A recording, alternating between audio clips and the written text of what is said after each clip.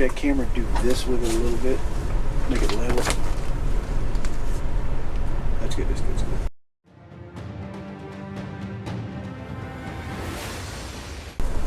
Okay, we're heading back to Sun and Fun. Campground for the night to dump.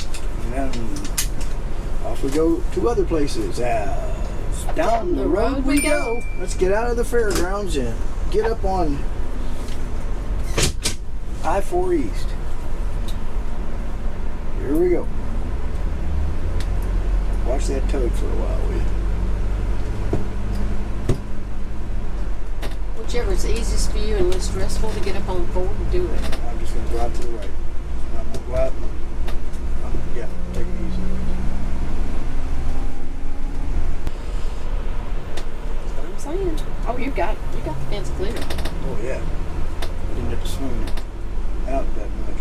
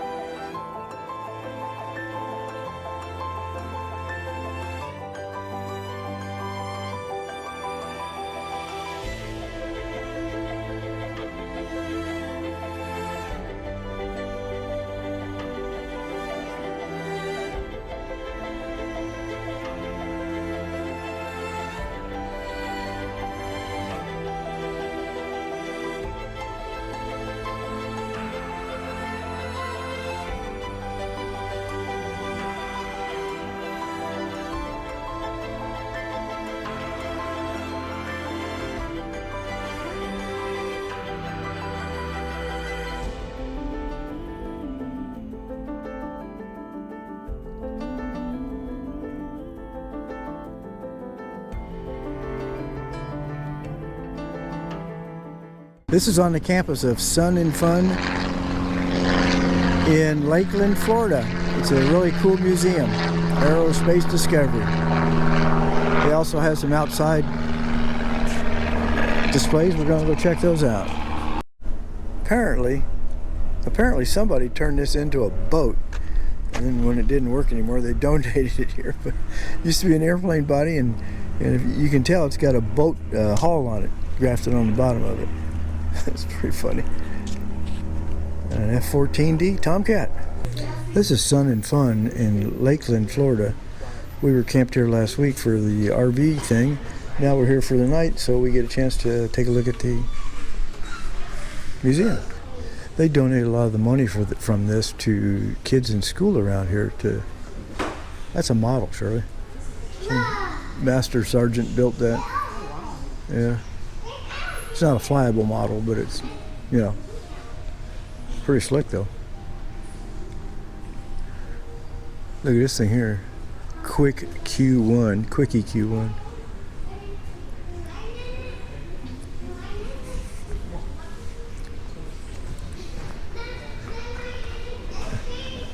That's a model airplane. Reminds me of your stick. Yeah.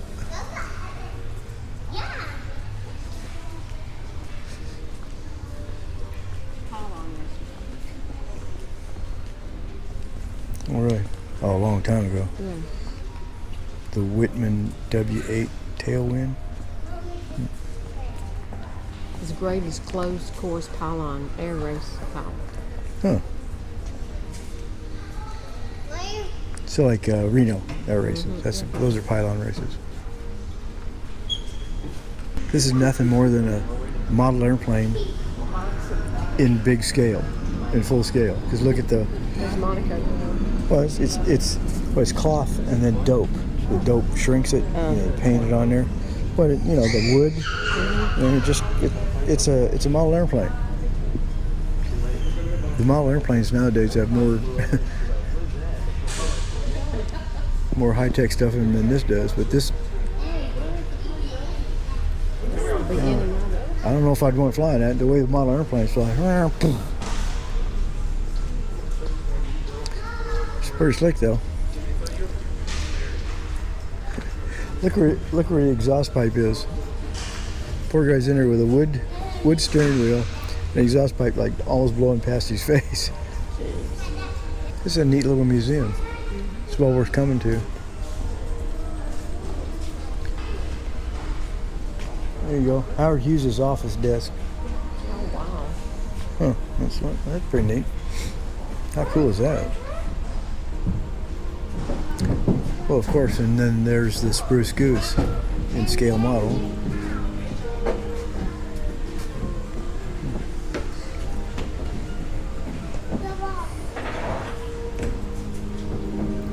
Oh, this looks like a wind tunnel test plane. See how it's bolted on the stand there?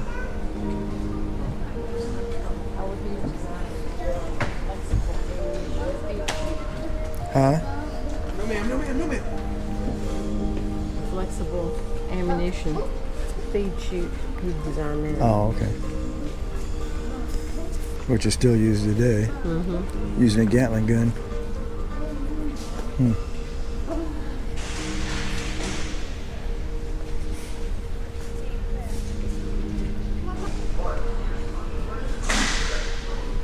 Oh, here's a couple of his flight suits.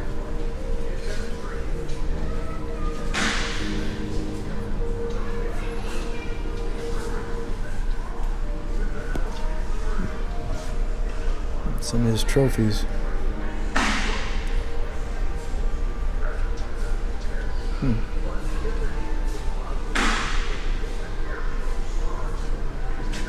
He created some amazing airplanes. It's a Wright Flyer. It's a model, not the original one. I think the original one's in the Smithsonian, pretty sure.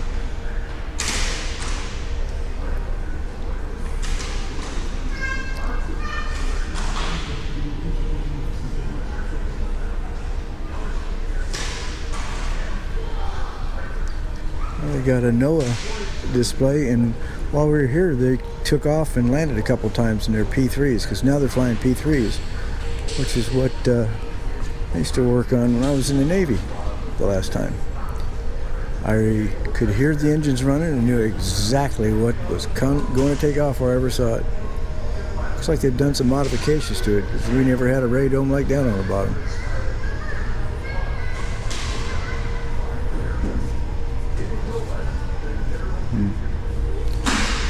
That's a great airplane. They'll fly that for a long time. Looks like the Red Baron pizza. Red Baron pizza airplane. They used to fly along. Used to fly at air shows and stuff. And a basket from a hot air balloon.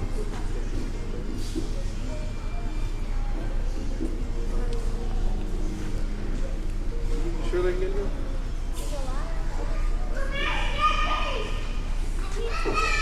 Hypersonic ramjet engine. That basically doesn't have much in the way of moving parts. It doesn't have a fan. It's a ramjet. They have to have something else, some other kind of engine, get it up to speed, and then they start shooting fuel down it and ignite it off. And because you're going supersonic, when you light it off, it stays lit and creates thrust. The more fuel they put in it, the more thrust. So it's got a very small outlet in the back. I'm sorry, this would be in the front.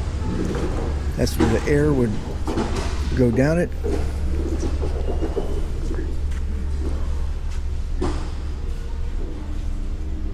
Fuel lines.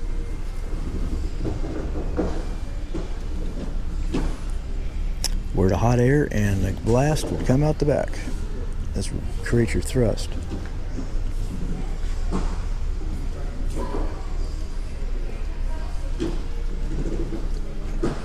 Ooh, an ion engine.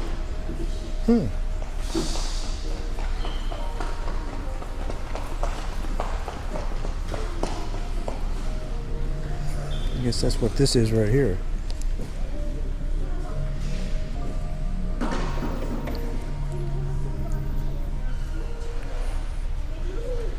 A small Allison turboprop.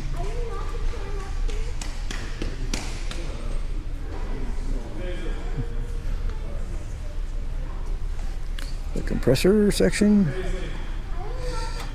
More compressor and a hot section. Exhaust come out down there. Gearbox turns a prop.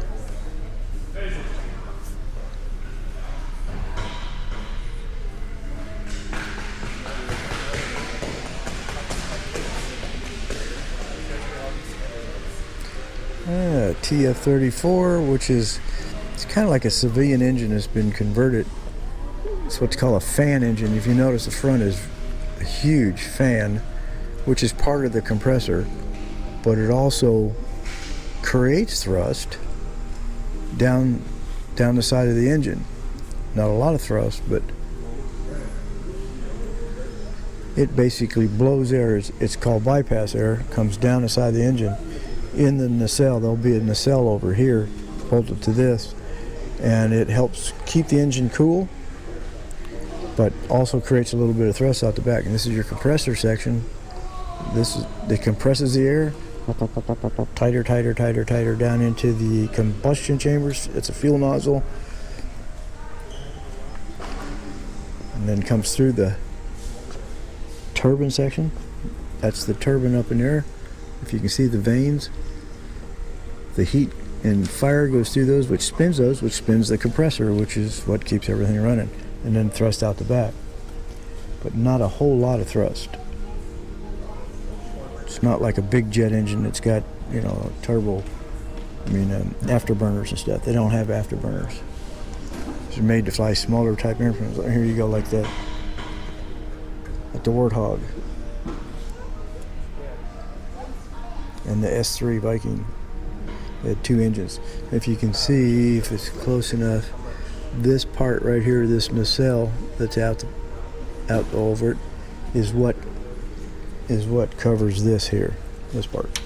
So as you can see, it's bigger than the actual engine, but so it almost acts like a propeller, a big propeller in the front.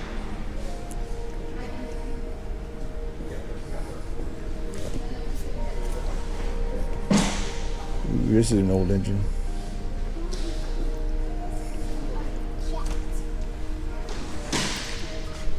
This engine here, this jet engine, is called an axial flow because it's like an axle. Always, it's just a straight shaft. Everything's connected to that shaft.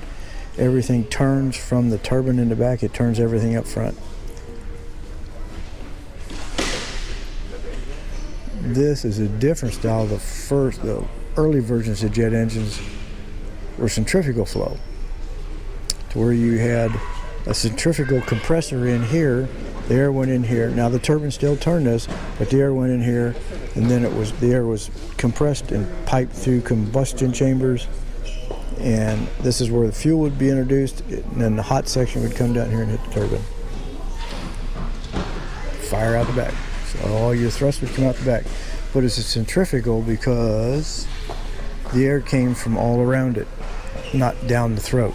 So you had starters and all that, generators and everything attached to the front of the engine, so there wasn't any air going in here. It came from the side.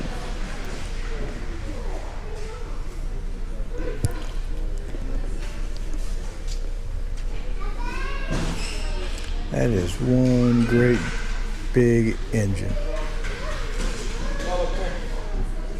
Jeez.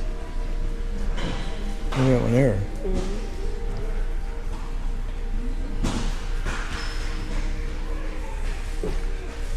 Duplex Cyclone. So it's almost like two engines put together. Two radial engines. Radial because all the propellers, all the cylinders go around in a circle, so there's a radial to turn that shaft. It's a lot of power. Hey, Shirley, even had it. Do you know what this is? It's a cutaway. That's a turbo. Yeah, turbocharger.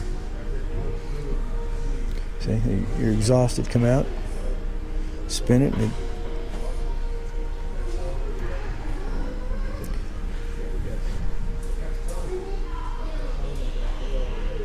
liquid fueled rocket motor. That's just the nozzle. The motor itself is up there, but that's part of the motor because it.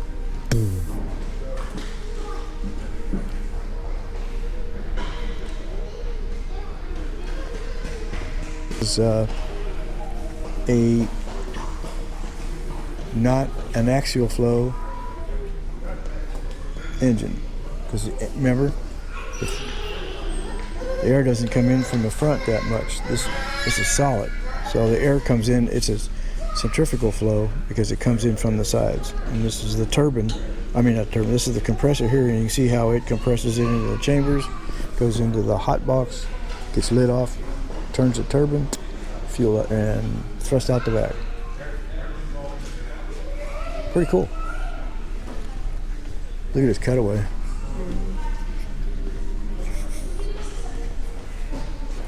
Jeez.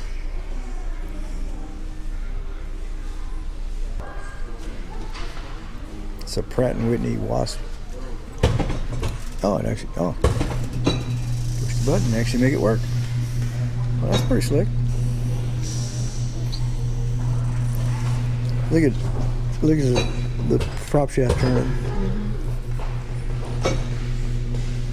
It's geared reduction because it's not spinning as fast as the motor.